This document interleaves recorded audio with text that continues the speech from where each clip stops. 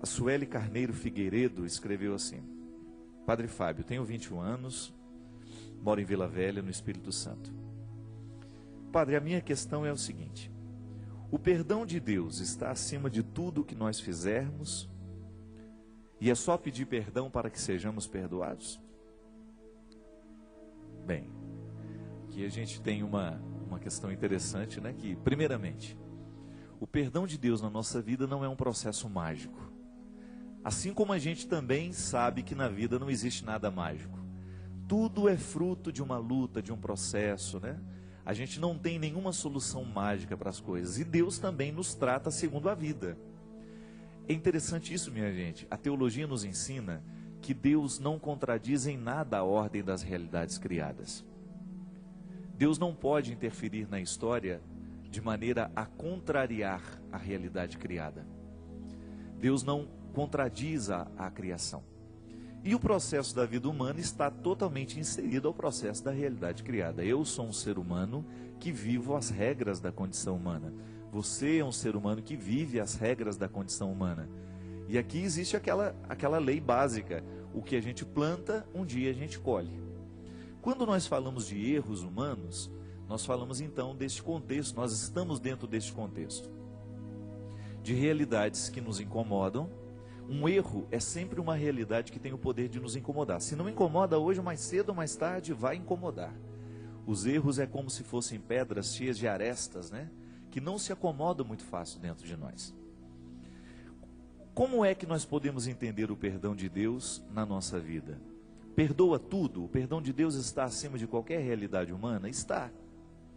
Mas tudo em Deus se configura como realidade de dois pilares: aquilo que é o dom que nós recebemos de graça, mas aquilo que é tarefa, isto é, aquilo que é uma realidade que depende do nosso esforço. Então Deus nos perdoa sempre? Perdoa sempre. O amor de Deus por nós está acima de qualquer erro. O pior dos criminosos, o erro mais hediondo, o crime mais hediondo, tem perdão para ele diante dos olhos de Deus? Claro. Deus é misericordioso e vai estender sempre o seu amor na direção da humanidade. Só que há um detalhe: há uma realidade humana que também precisa ser perdoada. E muitas vezes a dimensão do amor e do perdão de Deus não consegue atingir a realidade humana. Não é porque Deus não quer perdoar, é porque a realidade humana ainda está terrivelmente machucada pelo erro cometido. De maneira que nós só podemos entender e compreender o benefício do perdão de Deus quando nós trabalhamos também na realidade do perdão humano. Então não adianta nada a pessoa vir se confessar, contar os seus pecados, os seus erros, se não houver depois da confissão um processo de reintegração, isso é, de reharmonizar o que estava desarmonizado ali dentro.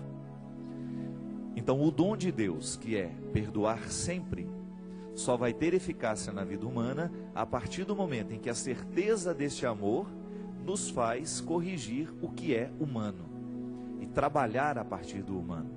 Por isso que o perdão é sempre um processo terapêutico de reconciliação, de cura, né?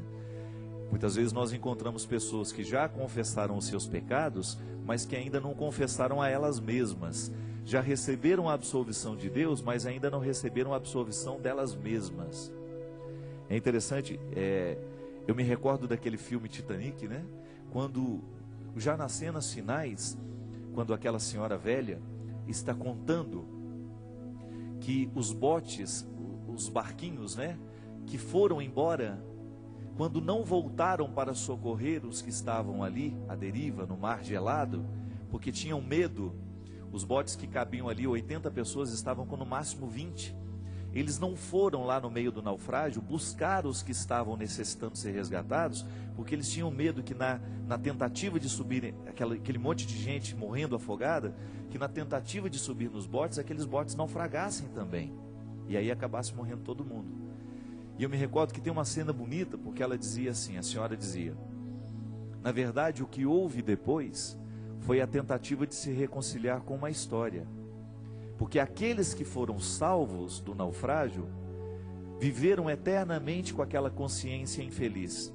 Nós deveríamos ter voltado para buscar os que estavam necessitando de ajuda.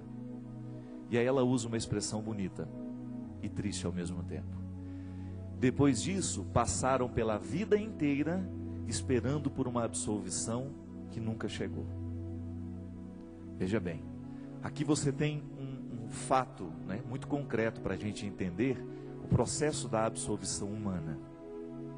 Quando eu cometo um delito, por exemplo, se eu estivesse naquele bote e eu tivesse decidido não voltar para buscar os náufragos que estavam ali, necessitando de serem retirados das águas geladas do Oceano Atlântico, eu vou ter que conviver o resto da minha vida com essa decisão. Isso é processo humano. Por mais que Deus tente interferir, por mais que Deus me prove o seu amor, eu vou ter que conviver com essa consciência infeliz de não ter voltado, de não ter feito, de não ter amado. E aí, minha gente, quando nós não alcançamos o resultado humano do perdão, dificilmente a gente vai sentir o amor de Deus e o perdão de Deus, a reconciliação divina. Porque Deus, a graça supõe a natureza, né? Como se diz. Nós precisamos da realidade humana bem curada para que Deus seja plenamente revelado em nós. Por isso que santidade é processo de aperfeiçoamento humano. Como é que eu vou experimentar o perdão de Deus na minha vida? Eu experimento o perdão de Deus na minha vida à medida em que eu me perdoo, em que eu perdoo os outros, em que eu sou perdoado pelos outros. O contexto histórico do perdão é a vida. É aquilo que você remoe aí dentro do seu coração como culpa. Às vezes você já confessou tantas vezes esse pecado, Deus já lhe perdoou, tenha certeza disso. Agora o processo é seu, é o seu dever de casa. O dom já lhe foi entregue, é presente, é de graça o perdão. Deus já lhe perdoou gratuitamente, Ele não lhe pediu absolutamente nada. Mas é natural que a resposta humana seja dada a partir de uma tarefa.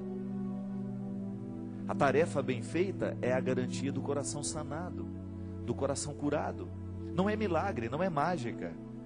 O perdão é um processo histórico de trabalho, como se você tivesse que todos os dias viver esse processo de reconciliação. E é claro, quanto pior o erro, quanto maior as consequências de estrago dos erros que a gente comete, maior será o trabalho que você vai ter. Então, o pecado não é um problema para Deus, o pecado é um problema para nós. Porque nós é que temos que conviver com as nossas fragilidades o tempo todo. E eu até acredito muito nisso, porque a qualidade do cristão está diretamente associada à qualidade do trabalho pessoal que ele tem com ele mesmo. É a matéria humana sendo trabalhada todos os dias, lapidada, retirada nas arestas, né? Quando a gente descobre que há dentro de nós um processo humano a ser feito, para que o processo de Deus em mim seja transparente. É igual um vidro sujo, gente. Quanto mais a gente joga luz naquele vidro sujo, maior é a sujeira que aparece.